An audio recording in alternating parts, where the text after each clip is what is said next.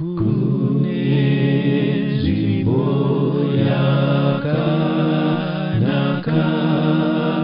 pedyo kuna Baba, nzvimbo isina chitema, pedyo kuna Baba. O Jesu mununuri, makatumwa pasi, mutiswededze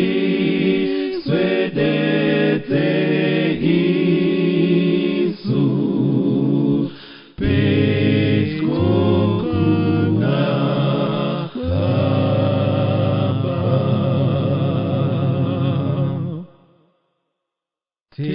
Tendani Mwari Jehova, imi pasi nekudenga, kwezai Baba nemurungwana, nemudzimu unoyera.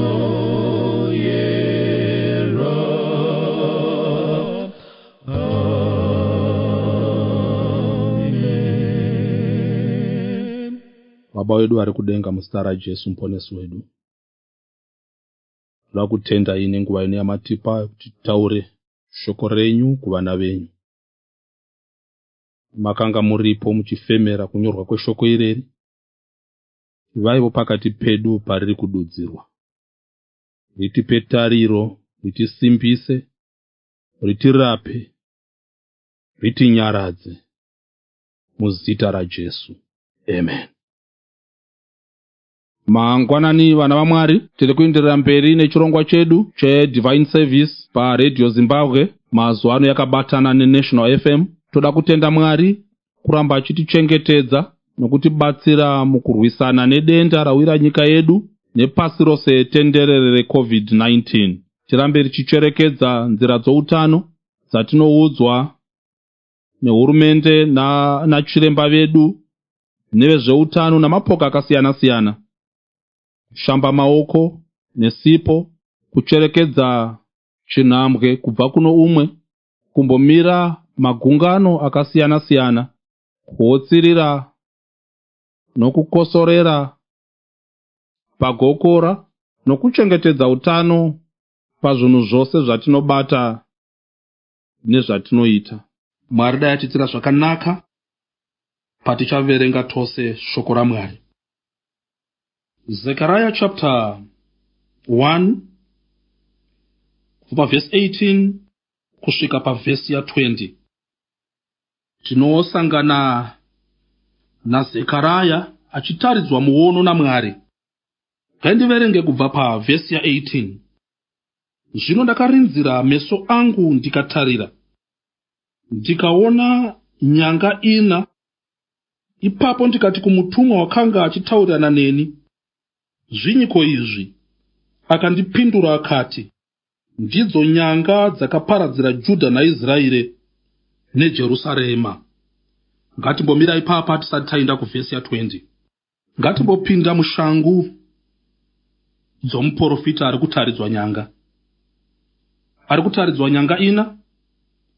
Toti ndiwe uri muhope, warota nyanga, kwetena chero 1 chero 2. Wopepuka uchangorota nyanga. Izvi hazvidi mududziro wehope izvi. Kutaridza kuti pakatoipa apa. Panorotewa nyanga, apa hapana rugare apa. Nyanga dzinomirira hondo. Nyanga dzinomirira kutunga. Apa ari kutoudzwa kunzi nyanga idzi ndo dzakarwisa Jerusarema, Judha naIsraeri. Hope dzakaoma idzi. Dai dzakagumira ipapa, dzaisiya Zekaraya ari desperate achitya kuti zvino kana nyanga dzadai idzi zvichavei mukati meupenyu hwaJudha, zvichavei mukati meupenyu hwaIsraeri neJerusarema. Panoda kutenda Mwari, nyaya haipereri ipapo. Ndoda kuti mutereriko zvino urangarire kuti vhesi yatatanga kuverenga iri kuti panga pane nyanga 4. Ndakuverenga vhesi ya20, chapter 1, vhesi ya20 yaZekaraya. Jehovha akandiratidza vapfuri 4. Jehovha akandiratidza vapfuri 4. Ngatimbomira ipapo muterere. Rangarira kuti nyanga dzaakataridzwa pakutanga dzakaparadza nokutunga nokurwisa Judha naIsraeri neJerusarema dzanga dziri 4. Vhesi ya20 yakutiratidza vapfuri, mhizha. Mamwe maversions anoti craftsmen, mamwe anoti carpenters. Vapfuri 4. Rangarirai vateereri kuti nyanga dzanga dziri 4.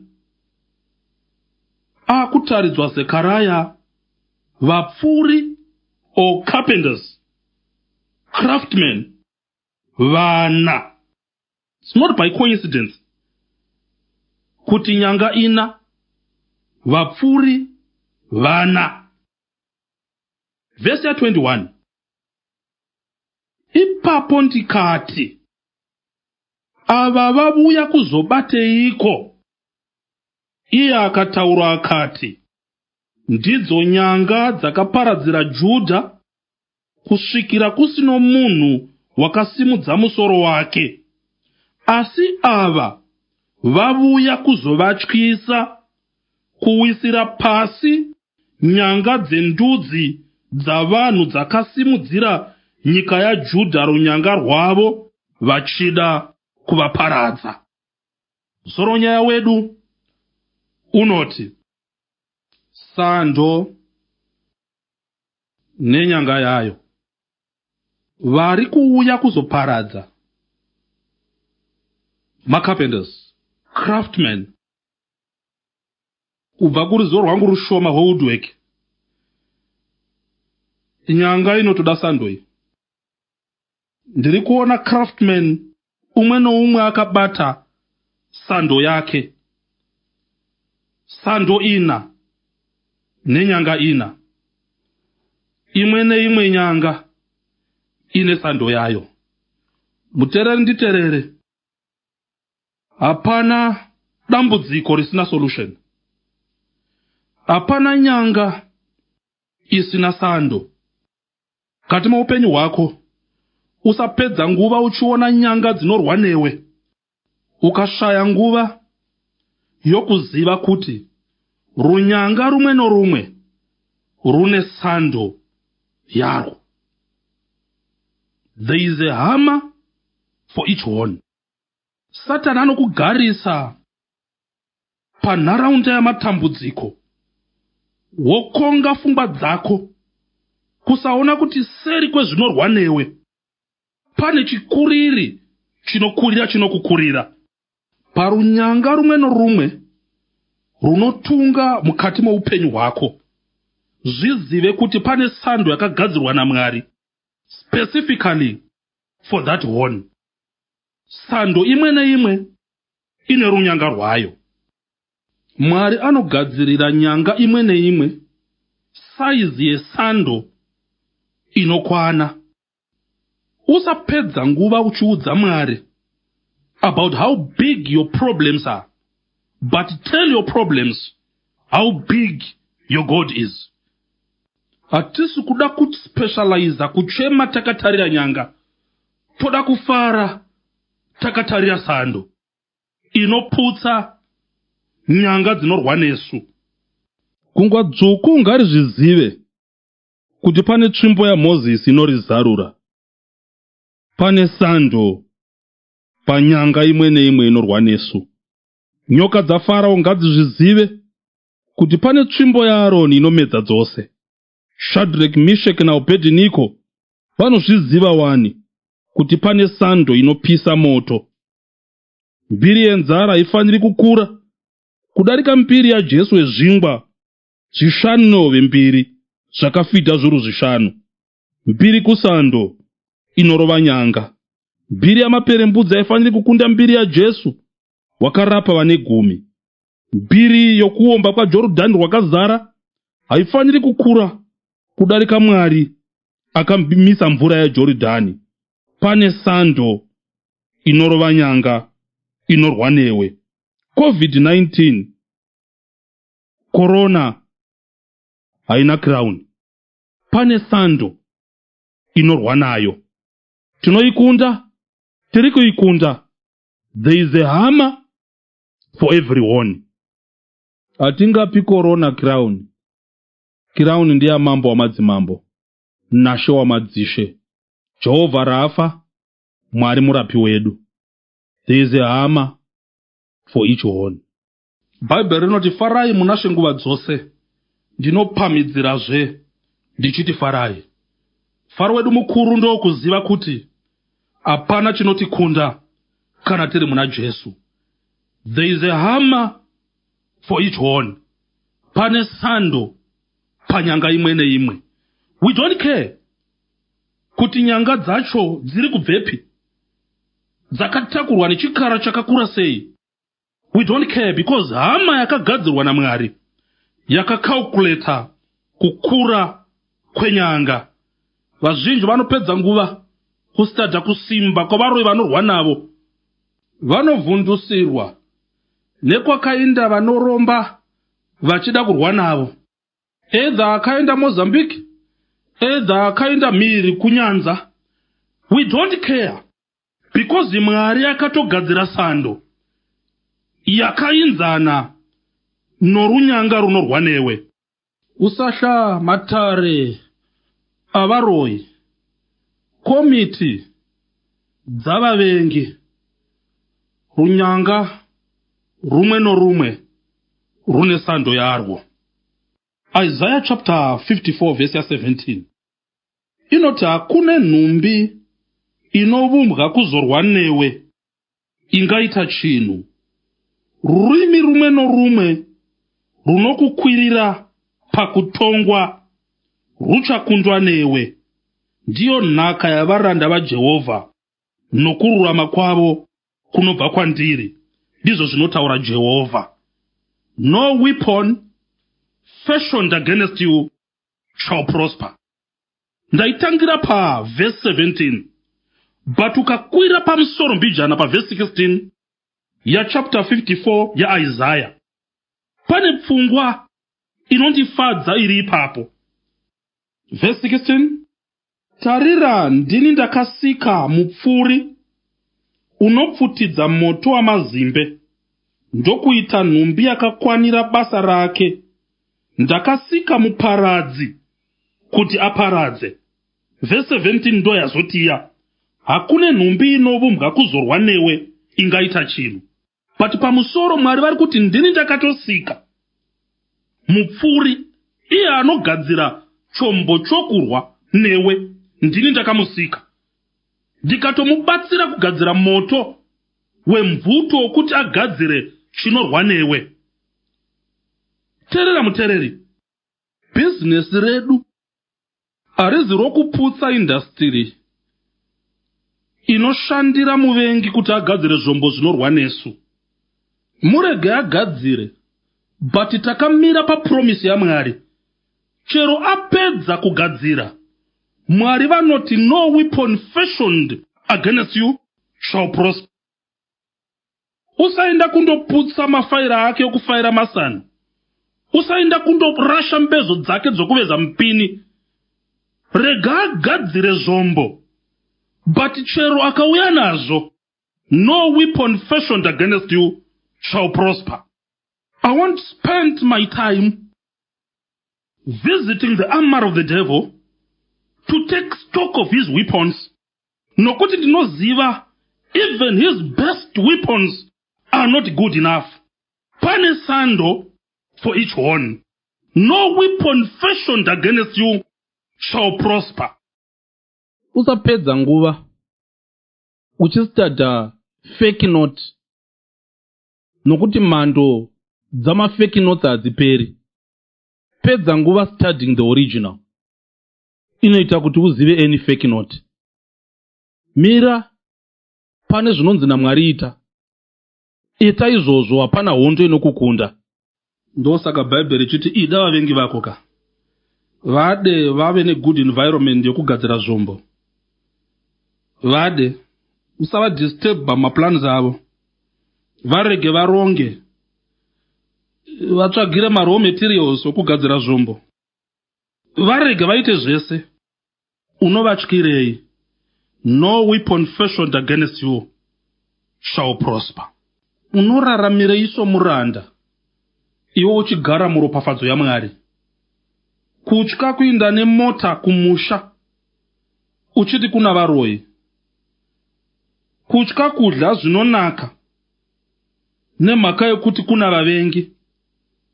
Kutya kuisa profile picture yekwawakagraduata uchiti kana ndingaonekwa ndichamutsa hasha dzavanondivenga.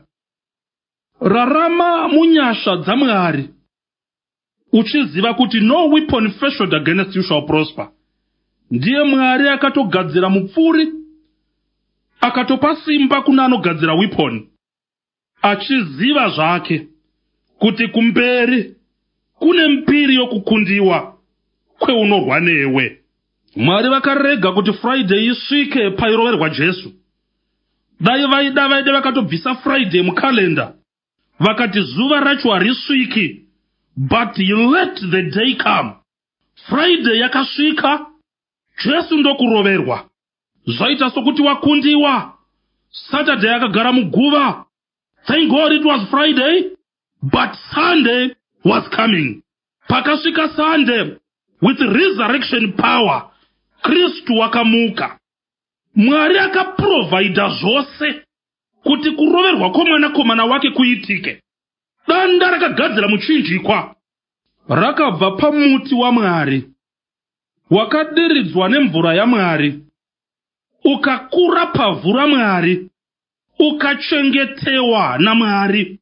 Zvipikiri zvakarovera Kristu zvakabva paayoni yaMwari yakagadzirwa panyika yaMwari, nevakarovera vacho vakasikwa naMwari. He made everything available kuti act yokuroverwa kwomwanakomana wake iitike, but hazvina kureva kukundiwa.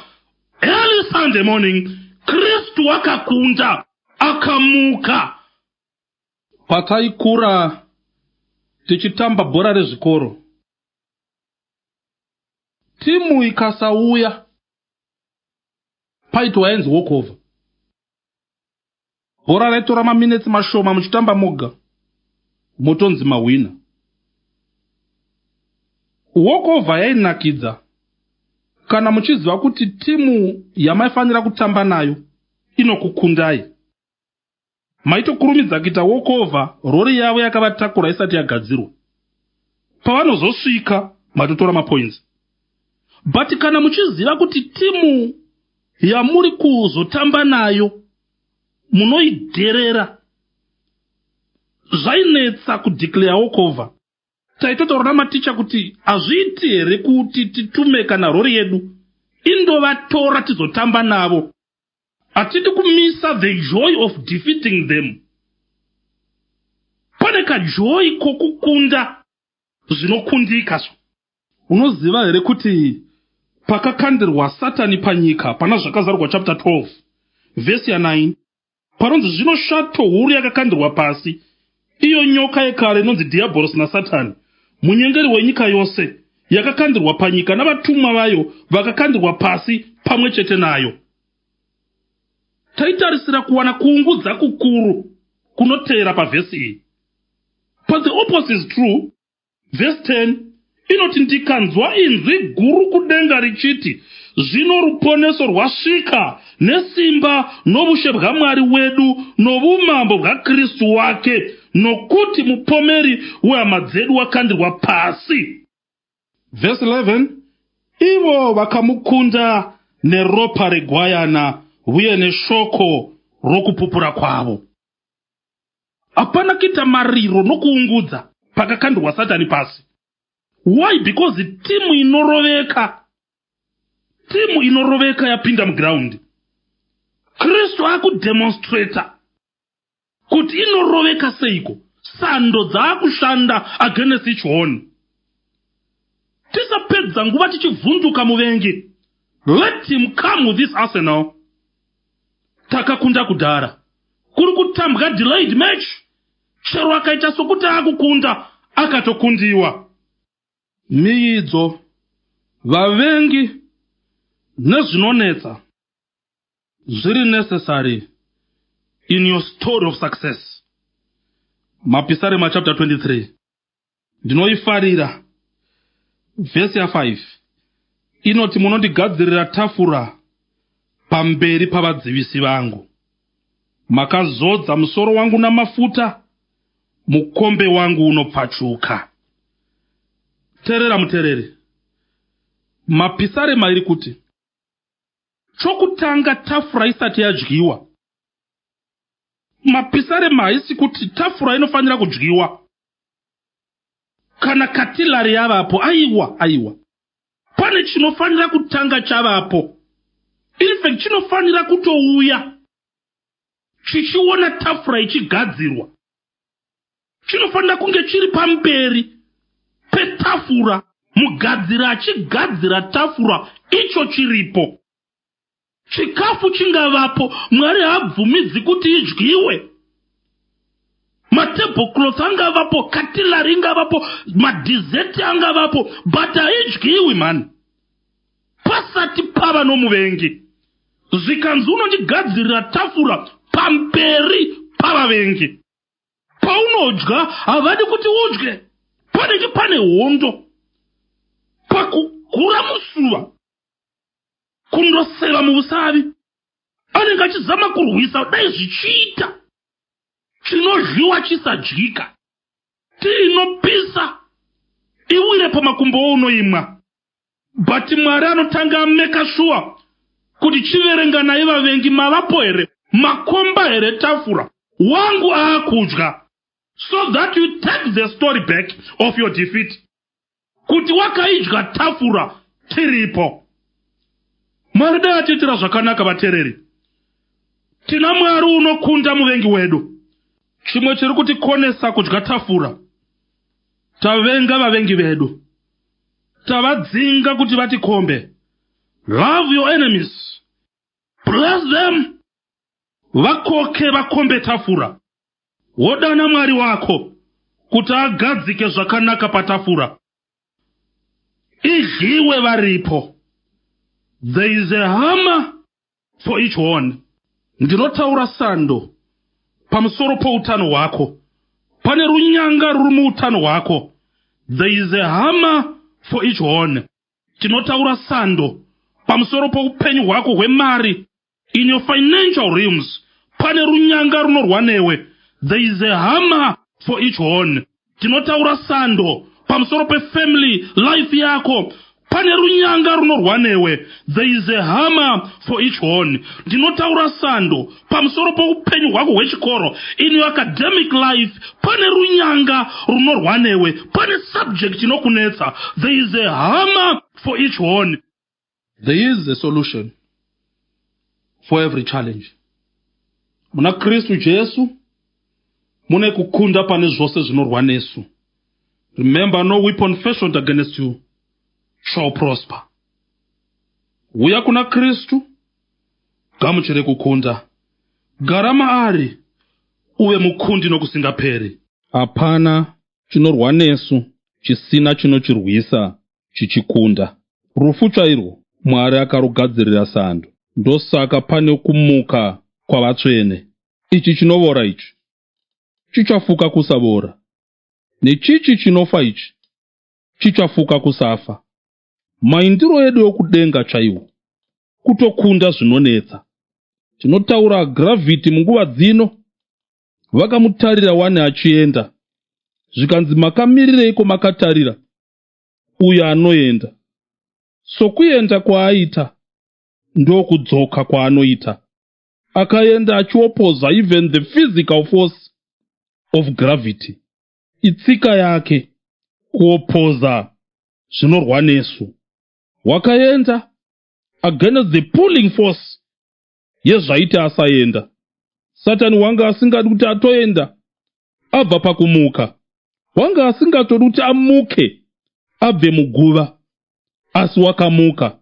There is a hammer for each horn. Iye wakaenda iyeye, ari kudzoka zvekare. Ndiye sando yezvinorwa nesu. Tachema in the world nezvunhu zvakawanda zvinorwa nesu. Tariraka, kasumudza meso ako ukaenda mubhuku yazvakazarurwa, unowana Mwari vachitaura nyaya yeguta dzvene rodzika pana zvakazarurwa chapter 21.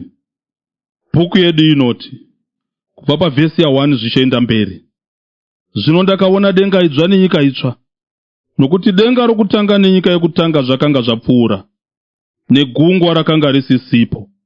Ndikaona guta dzvene Jerusarema idzva richiburuka kudenga richibva kuna Mwari, rakagadzirwa somwenga wakashongerwa murume wake. Ndikanzwa inzwi richibva kudenga richiti, tarirai, tabhenekeri yaMwari iri pakati pavanhu. Iye uchagara navo, ivo vachava vanhu vake. Mwari amene uchava navo, ave Mwari wavo. Uchapisika misodzi yavo pameso avo. Rufu haruchavipo, kana kuchema kana kurira, kana kutambudzika hazvingavipo, nokuti zvokutanga zvapfuura. Wakanga agere pachigaro chousha akati, tarira, ndinovandudza zvose. Akati, nyora, nokuti mashoko awa angatendwa ndeazvokwadi. Iyo ndiyo sando huru ichaputsa zvose zvinotinetsa. Pane guta dzvene, pane guta dzvene, rakagadzirirwa vatsvene, rakagadzirirwa vatsvene, ivo vanotenda kuzita rake. Ndo richava solution yokupedzisira, putting the last nail on the coffin. Ndo sando huru. Guta ireri, guta ireri rakasiyana namaguta edu. Handisi kureva Canberra, guta reAustralia. Handisi kureva Vienna, guta reAustria. Not Beijing, guta reChina. Guta ireri rakaonekwa naJohani rakasiyana namaguta edu. Not Lisbon, guta rePortugal. Not Harare, redu reZimbabwe. Handisi kureva Moscow, guta reRussia. O Belgrade, guta reSerbia. Handisi kureva Victoria, guta reSeychelles. Not Pretoria, guta remuSouth Africa. Pane guta riri nani. Maguta edu ose anenge asina kuvakwa zvakaperera, kana pasina nzvimbo yamakuva. Anenge asina kuvakwa zvakaperera, kana pasina nzvimbo yezvipatara. Kuseri kwechipatara kune mochari, vamwe vanopindamo vanokundikana. Pati guta ireri, guta raMwari, sando kunhamo dzedu dzose. Hamuzorina kuchema, hamuna kurira. Jesu uchapukuta misodzi. Tinokukokai hama, tinokukokai. Kuguta riri nani, sando kunyanga yayo. Kana tine tariro muupenyu huno chete, Bhaibheri rinotinonzwisa urombo. Sando yapedza kutorovera matambudziko orwere panyika, matambudziko okushayiwa. Hazvizorambi zvakadaro. Waporeswa nhasi, mangwana unorwara. Wawana nhasi, mangwana unoshayiwa. Zvaita nhasi, mangwana zvinoramba. Razaro wakamutswa naMwari kuguva, kwakauya kukamupama. Vakadya zvokudya. Pamutambo waJesu pazvingwa 5:2 vakanzwa nzara zvekare, havachipo pakati pedu. Tine guta riri nani, tapedza kumuexperienza pano apa. Zvaanotiitira pano, pane zviri nani zvaachazoita as a final blow to the final enemy, which is called death. Kana chitenda kunashe Jesu, ndiye sando inorova zvese pano, pati icharovazve rufu pakupedzisira. Ndiye akaisa rufu pasi petsoka dzake, akaisa rufu pasi petsoka dzake. Ndo muvengi mukuru unokunda vamwe vavengi vese. Tinokukokai hama, ati uya tidye, hana kuti uya tife. Sando kunyanga yayo. Tichiri panyika, sando kunyanga. Totarisa zveperi, tine sando huru inohliwa norufu. Gamuchira Jesu mudikani, gamuchira Jesu. Uve candidate yeguta rinovouya. Vari kunyoreswa iko zvino, vari kunyoreswa. Vanda kuzopinda muguta rinani. Guta risina blackout, guta risina covid, guta risina malaria, guta risina cholera, guta risina cancer, guta risina HIV AIDS. Guta ra Kristu. Arina asingafaniri kupinda. Aripindwi nomutupo, aripindwi nemari, aripindwi nekwaunobva, aripindwi neganda. Rinopindwa nokutenda kuna Jesu Kristu. Hapana anoti hamuna kundiudza, hapana anonzi hauna kufanira. Musi wakazaruka, zarura Jesu apinde mumwoyo mako panguva yakaita seino. Unyorese kuzova candidate yeguta iroro. Wakasimudza mavoko ako panzvimbo dzakawanda uchiita sarudzo, but ndinokukoka kuti uite sarudzo inokosha iyi ichachengetedza upenyu hwako muupenyu huno noupenyu hunouya. Anouya haangarambe akanyarara. Even so, come Lord Jesus. Ari pamusuo. Unouya. Kanguva kashoma kachipo. Unouya.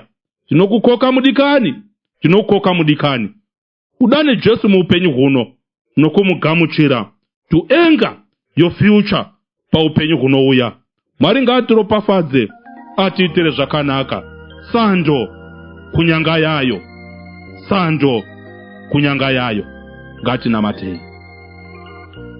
Baba vangu vari kudenga muzita raJesu, matidzidzisa kuti panga pane nyanga ina mukasimudza vapuri, nesando ina mukati sando imwe neimwe kunyanga yayo.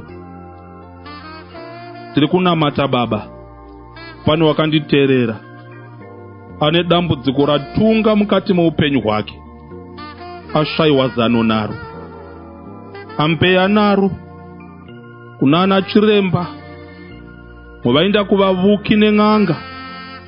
Asi Baba, matidzidzisa kuti ndimi mune sando inogura nyanga dzinotinetsa. Sumudzai sando yenyu irove nyanga yatunga muupenyu hwenherera dzenyu, nyanga yatunga muupenyu hwechirikadzi dzenyu, nyanga yatunga muupenyu hwavana venyu. Raise your hammer and hit the horn muzita raJesu. Pane nyanga yatinetsa pasi rose tenderere, COVID-19. Tashaya masolution mumalabs edu, tashaya masolution muvachenjeri vedu. Raise your hammer against this pandemic. Kana sando yenyu imi Jehovah Rafa ikarova denda rinonyarara, COVID hatizoioni zvekare. Ndakutendai Baba, mukutenda ndaona makasimudza sando. Denda iri hatizorivonizve, raterera kutaura kwaMwari anoti paavhura hapana unovhara, nepaavhara hapana unovhura. Ndakutendai Baba vesando, ndakutendai Baba, munomirira zvinonetsa muchitarisana nazvo. Raise a standard against our challenges. Muwane mbiri kudarika mbiri yapiwa matambudziko, kudarika mbiri yapiwa zvinotinetsa. Torai mbiri yenyu changamire wangu, torai mbiri wenyu mambo wangu, torai mbiri yenyu. Mbiri inde kugwayana rakakunda kudenga rikakunda wakaipa panyika pano. Glory be to you. Ndakutendai Baba, ndakutendai.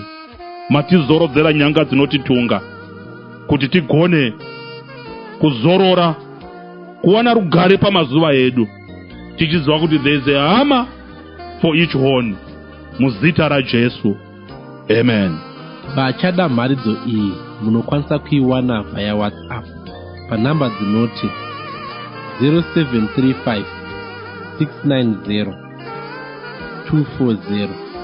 Ndinodzokorera zvakare 0735 690 240. Minamato nemubvunzo tsvakai nhengo yeSeventh Day Adventist ari pedo nemi. Tatenda. Vanoda kubata Pastor Aaron Rusukira vanowanikwa panhamba dzinoti WhatsApp 0735 690 240. Ndinodzokorora zvakare 0735 690 240.